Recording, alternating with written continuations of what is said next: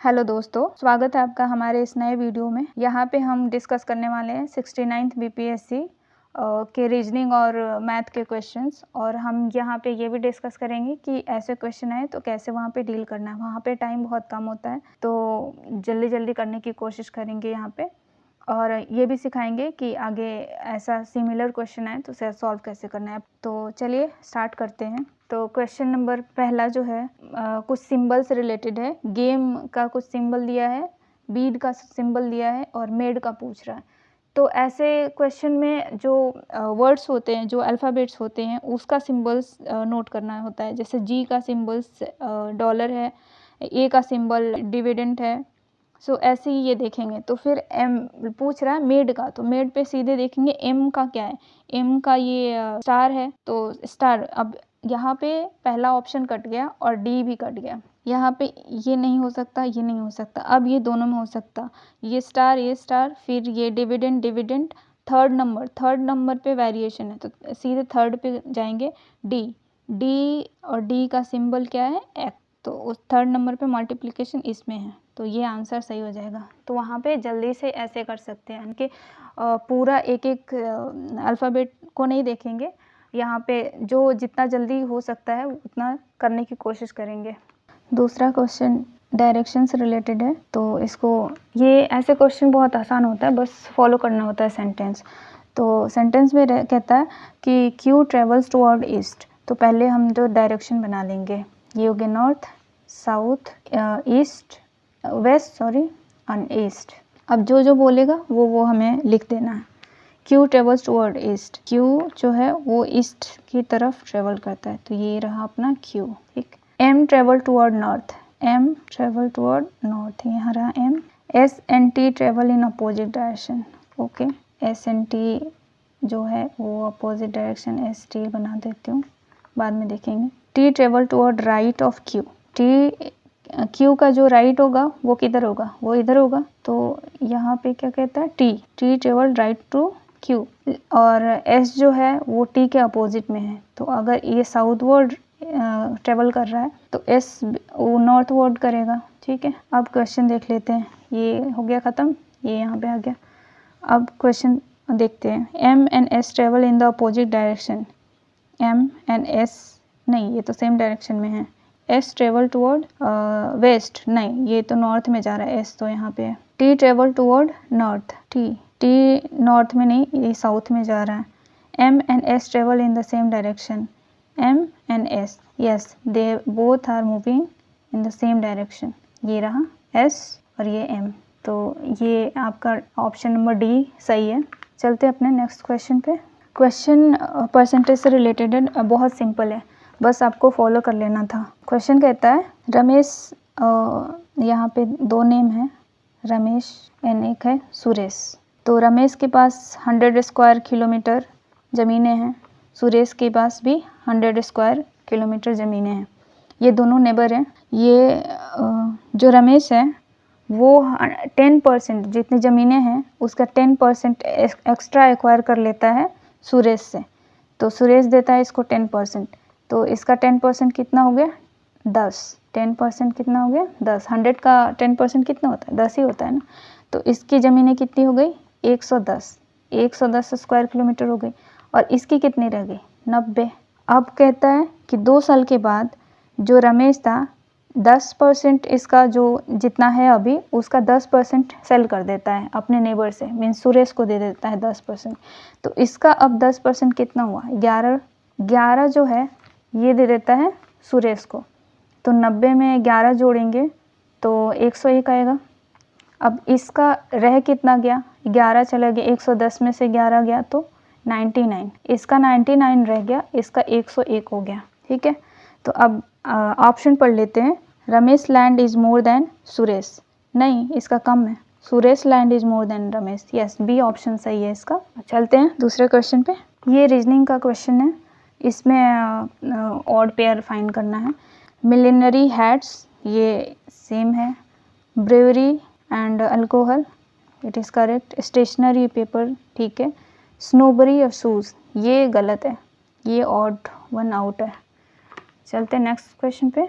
इस क्वेश्चन में missing number find out करने के लिए कहता है, तो यहाँ पे अगर डिफरेंस लेंगे 132 और 156 का, तो यहाँ पे 24 आएगा। फिर इसका डिफरेंस लेंगे तो 30 आएगा, इसका डिफरेंस लेंगे तो 32 आएगा।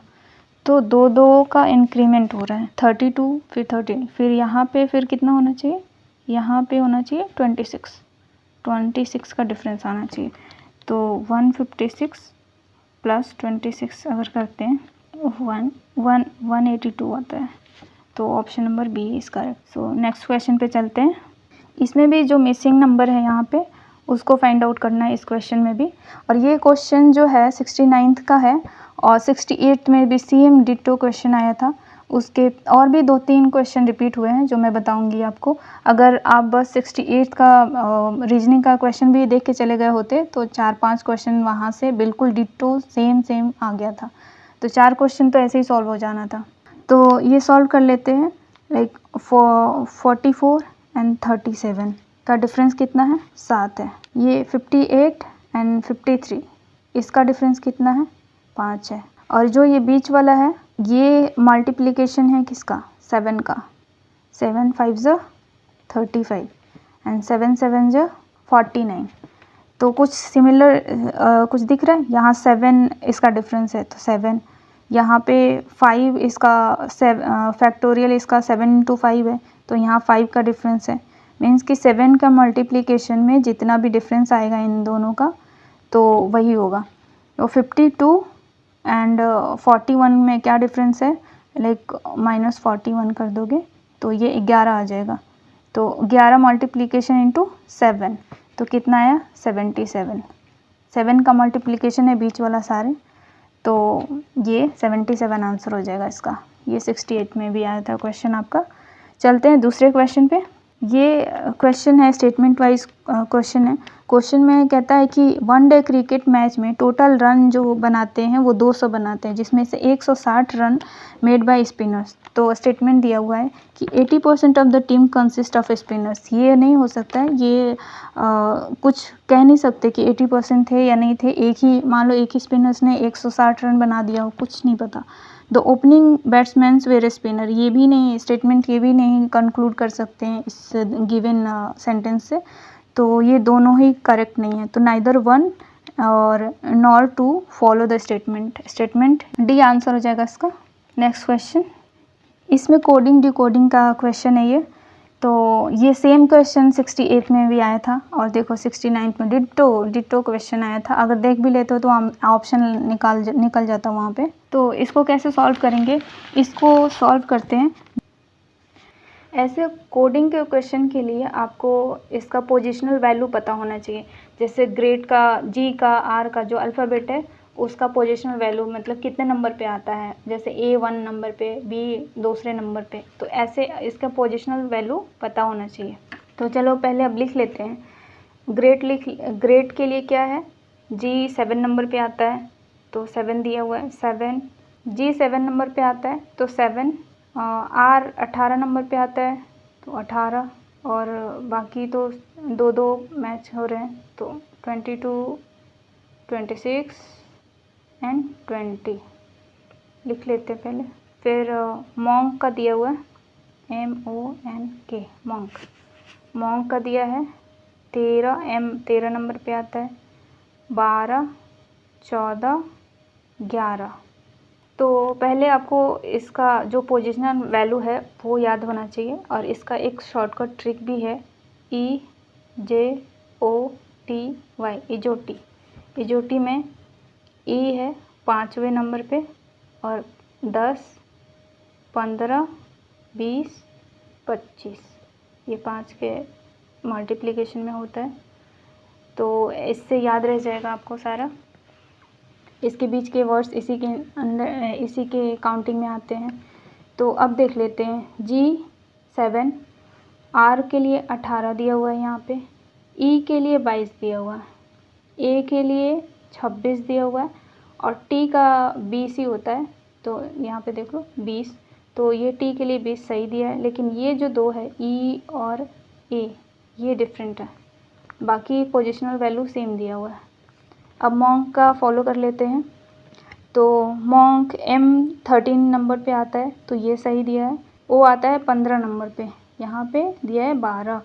यहाँ N आता है 14 नंबर पे, तो ये तो सही दिया है। और यहाँ K आता है 11 नंबर पे, ये भी सही दिया है। तो यहाँ पे O और यहाँ पे E है। तो यहाँ पे आप फॉलो कर रहे हैं, जैसे जो भी वॉवेल है उसके लिए ये कोड चेंज कर रहे हैं, और बाकी जो कॉन्सोनेंट है उसके लिए कोड सेम रहता है। तो अब वॉवेल का देख लेते हैं कि चेंज क्या हो रहा है।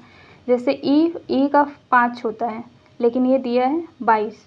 तो इसका ये मतलब हुआ कि ये अपोजिट दिया हुआ है, अपोजिट पोजीशन दिया हुआ है। जैसे आपको कभी भी अपोजिट पोजीशन निकालना हो अल्फ़ाबेट का, तो 27 माइनस कर देंगे जितनी भी उसकी पोजिशनल वैल्यू है। तो 27 माइनस 5 कर देंगे, उसका पोजिशनल वैल्यू 5 है, तो ये आ गया 22।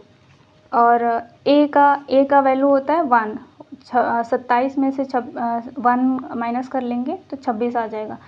तो यहाँ पे ये आ गया कि अपोजिट पोजीशन देख रहे हैं यहाँ पे। ओ का भी 15 माइनस करेंगे 27 में से तो 12 आएगा। तो ऐसे ही हम विगोरस के लिए देख लेते हैं। वी कितने नंबर पे आता है? वी आता है 22 नंबर पे।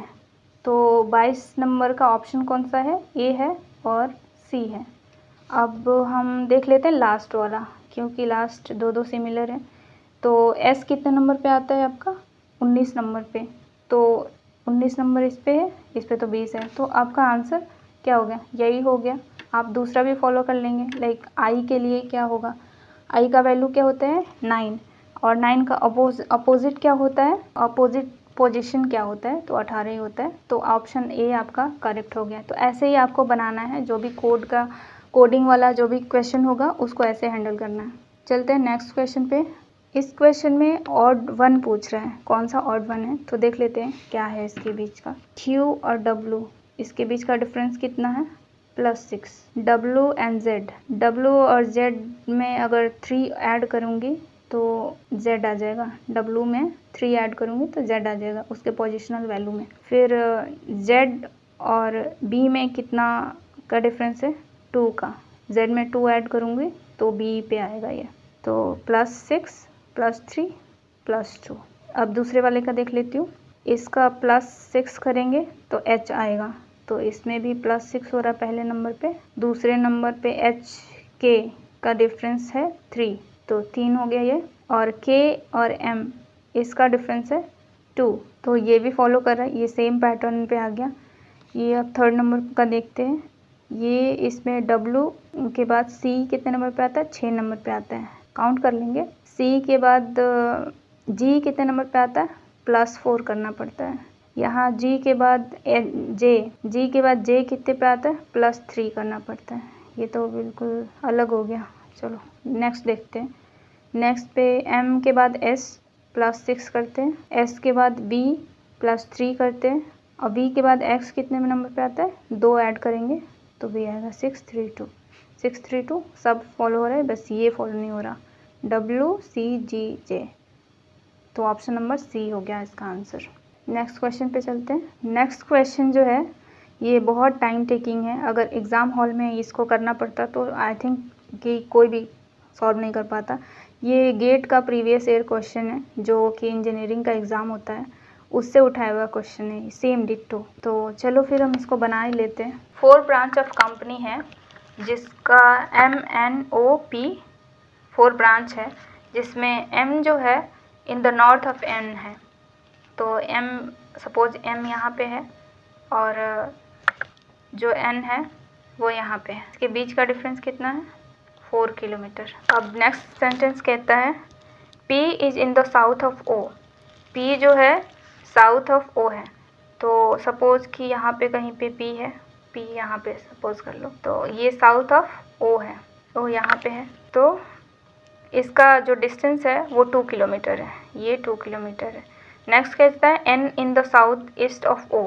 N जो है वो साउथ ईस्ट ऑफ O है, साउथ ईस्ट, ठीक है, ये तो है। और O बाई 1 किलोमीटर, इसका जो डिस्टेंस है वो 1 किलोमीटर बता रहा है, ये 1 किलोमीटर अपना। तो पूछता है कि distance between M and P, M और P के बीच का डिस्टेंस बताएं। तो एक बार हम डायग्राम सही से बना लेते हैं। तो हमें इसमें फाइंड आउट करना है P और M का डिस्टेंस। तो ये क्वेश्चन थोड़ा ज़्यादा लंबा चला जाएगा। यहाँ पे इसको अगर एंगल हम कंसिडर करते हैं तो इसका हम डिस्टेंस निकाल सकते हैं। लाइक अगर ये साइन थीटा है तो ये अगर नॉर्थ ईस्ट डायरेक्शन में है तो ये जो एंगल है ये हो जाएगा आपका 45 डिग्री।